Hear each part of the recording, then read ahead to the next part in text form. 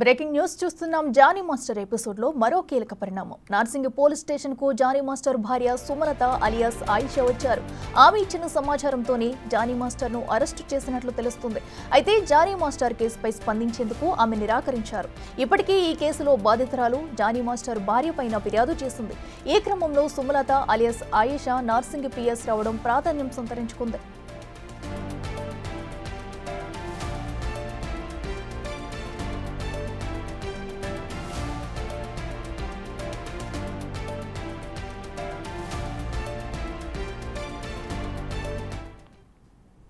ఇదే అంశానికి సంబంధించి మరింత సమాచారం మా ప్రతినిధి రానా లైవ్ లో అందిస్తారు. రానా, చెప్పండి, మరి జానీ మాస్టర్ కేసుకు సంబంధించి ఆయన భార్య కూడా పిఎస్ కు వచ్చినట్టు తెలుస్తుంది. అసలు అక్కడ ఏం జరుగుతుంది, డీటెయిల్స్ ఏంటి? ఇదొక మరొక ట్విస్ట్ గానే మనం భావించాల్సి ఉంటుంది. ఎందుకంటే దాదాపు 3 రోజుల నుంచి కూడా చూస్తున్నాం Jani master phone switch off, Jani master వైపు సతీమణి సుమలత అలియాస్ ఆయేషా ఆమె కూడా ఫోన్ స్విచ్ ఆఫ్. ఎప్పుడైతే జానీ మాస్టర్ గోవాలో అరెస్ట్ అయ్యాడనే వార్తలు మీడియా పరంగా కూడా పెద్ద ఎత్తున కూడా రావడమైందో, ప్రసారమైందో, వెంటనే జానీ మాస్టర్కి సంబంధించిన వైఫ్ కూడా ఇప్పుడు వెలుగులోకి వచ్చినటువంటి సందర్భం ఏర్పడుతుంది. అయితే ఆమె హుటాహుటిన కియా కారులో వచ్చింది. కియా కారులోకి వచ్చి స్టేషన్లోకి వెళ్ళింది. స్టేషన్లోకి వెళ్ళిన తర్వాత అక్కడ ఉన్నటువంటి రైటర్తోనూ అక్కడ ఉన్నటువంటి ఎస్ఐతోనూ ఆమె బాధితురాలు ఇచ్చినటువంటి కంప్లైంట్కి సంబంధించిన కాపీను, అలాగే కంప్లైంట్ ఏమని ఇచ్చిందనేసి కూడా వివరాలు అడగడానికి ప్రయత్నించింది. అయితే పోలీసులు మాత్రం సున్నితంగా తిరస్కరించారు. ఎందుకంటే బాధితురాలకు సంబంధించిన ఏ ఒక్క వివరాలు మేము ఇవ్వడానికి ఉండదు, ఆమె ఏం అలిగేషన్స్ పెట్టింది అంతా కూడా మీరు కోర్టులో కావాలంటే తీసుకోండి, ఎఫ్ఐఆర్ కాపీ కానీ లేకపోతే కంప్లైంట్లో ఏం రాసిన అనే వివరాలు మేము ఇక్కడి నుంచి మేము చెప్పము అనేది సుమలతకి చెప్పినటువంటి పరిస్థితి ఏర్పడుతుంది. అయితే ఆమె 2 minutes 3 minutes అక్కడ వెయిట్ చేసింది. తర్వాత జానీ మాస్టర్ సంబంధించిన అరెస్ట్ విషయం గురించి ఆమె వాకప్ చేసినట్టుగా మనకి సమాచారం ఉంది. అయితే దానిపైన కూడా మాకు క్లారిటీ లేదని కూడా నార్సింగ్ పోలీసులు చెప్పిన నేపథ్యం ఏర్పడుతుంది. అయితే ఎఫ్ఐఆర్ కాపీ ఇవ్వడానికి మీకు ఏంటి ప్రాబ్లం అనేసి అడిగినట్టుగా తెలుస్తుంది. అయితే ఎఫ్ఐఆర్ కాపీ ఇవ్వడానికి రూల్స్ ఒప్పుకోవు, మీరు ఖచ్చితంగా కోర్టుని ఆశ్రయించాల్సిందంటూ కూడా పోలీసులు చెప్పినట్టుగా మనకు సమాచారం అవుతుంది. అయితే వెంటనే బయటకు వచ్చినటువంటి సుమలత అలియాస్ ఆయేషా మీడియా ప్రతినిధులు ఆమెను ప్రశ్నించడం జరిగింది. ప్రశ్నించినప్పుడు ఆమె కొంచెం కోపంగా మాట్లాడింది.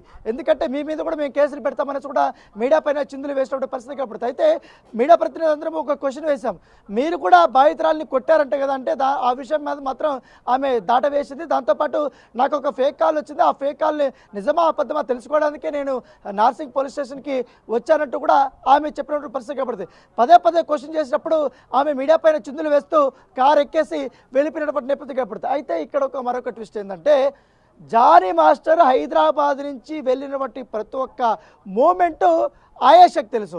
ఆయేషాని ఎప్పుడైతే పోలీసులు గట్టిగా విచారించే కొందరికి, గట్టిగా ఆమెని ఎంక్వైరీ చేసే కొందరికి మొత్తం జానీ మాస్టర్కి సంబంధించిన వ్యవహారం అంతా, అతను ఎక్కడికి వెళ్ళాడు, ఎక్కడ స్టే అయ్యాడు, ఎటు నుంచి ఎటు వెళ్ళిపోతున్నాడు, అన్ని వివరాలు కూడా ఆయేషాని ఇచ్చింది.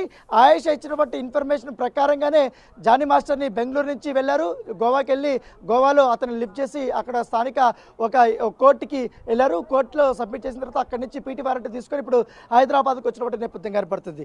అయితే ఎంత ట్విస్ట్ అంటే ట్విస్ట్, ఇన్ని రోజులు నాకు అసలు అందుబాటులో లేనటువంటి ఆయేషా ఒక్కసారిగా కూడా మీడియా ముందుకు వచ్చింది, ఒక్కసారిగా కూడా పోలీసుల ముందుకు వచ్చింది. పోలీసులకు అసలు అందుబాటులోకి రానటువంటి ఆయేషా నిన్నటి నుంచి కూడా వచ్చినటువంటి సందర్భం ఏర్పడుతుంది. అయితే తాను ఎక్కడికి పారిపోలేదని చెప్పుకోవడానికే తాను వచ్చినట్టుగా మనకు సమాచారం అవుతుంది. సో ఏదన్నమాటకని ఆయేషాకు కూడా ఇప్పటికే కేసు నమోదైంది కాబట్టి ఆయేషాను కూడా అరెస్ట్ చేసే అవకాశాలు కూడా ఉన్నట్టుగా మనకు సమాచారం అవుతుంది. ఎందుకంటే బాధితురాలు ఆయేషా కూడా నా పైన దాడి చేసింది, పదే పదే నన్ను కొట్టింది, మల్టిపుల్ టైమ్స్ కొట్టింది అనేసి కూడా ఫిర్యాదు చేసిన నేపథ్యంలో ఇప్పుడు విచారణలో జానీ మాస్టర్ ఇప్పుడు వస్తాడు కాబట్టి ఎట్లాగే సాయంత్రం లోపల అతను వచ్చిన తర్వాత విచారణలో భాగంగా నెక్స్ట్ ఫర్దర్గా ఈమెను కూడా అరెస్ట్ చేసే అవకాశాలు ఎక్కువగా ఉన్నట్టుగా మనకు సమాచారం అవుతుంది. అయితే రానా, మరి జానీ మాస్టర్ గురించి మరి అతని భార్య చెప్పడాన్ని ఇప్పుడు మనం ఎలా చూడాలంటారు? అలాగే మరి జానీ మాస్టర్ వచ్చిన తర్వాత పోలీసులు కూడా ఆయేషాని తీసుకెళ్లి విచారించే అవకాశం ఉందంటారా? అండ్ మళ్ళీ మరొకసారి తను పోలీస్ స్టేషన్కి వెళ్ళి అతను కలిసే అవకాశం ఉందంటారు? డెఫినెట్లీ ఈ కేసులో చాలా క్లియర్గా బాధితురాలు, దాంతోపాటు మతం మారమని కూడా ప్రోత్సహించింది, నన్ను బెదిరించిందని కూడా బాధితురాలు చెప్పింది. దీన్ని ఖచ్చితంగా కూడా పోలీసులు పరిగణలోకి తీసుకుంటారు. ఎందుకంటే ఇన్ని రోజులు వాళ్ళ కాన్సన్ట్రేషన్ అంతా జానీ మాస్టర్ని పట్టుకోవడం పైన ఉంది. సో లొకేషన్స్ మారుస్తూనే ఉన్నాడు కాబట్టి ఎట్టకేలకు పట్టుకున్నారు. ఇంకా జానీ మాస్టర్ని పట్టుకున్న తర్వాత ఖచ్చితంగా నా వైపు కూడా పోలీసులు మళ్ళీ వస్తారు, నన్ను కూడా అరెస్ట్ చేసే విషయం ఉంటుందని ఉద్దేశంతో ఆమె వచ్చిందనేది కూడా ఇక్కడ పోలీస్ సర్కిల్స్ లో వినిపిస్తున్నటువంటి మాటగా. అయితే ఏదేమన్నా కానీ ఆయేషా పేరు ఎట్లాగో ఎఫ్ఐఆర్ లో కూడా చేర్చే అవకాశం ఉన్నట్టుగా మనకు సమాచారం అవుతుంది.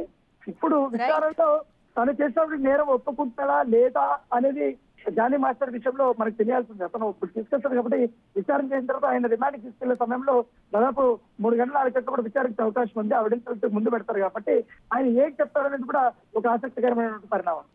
Right Rana, thanks for updates.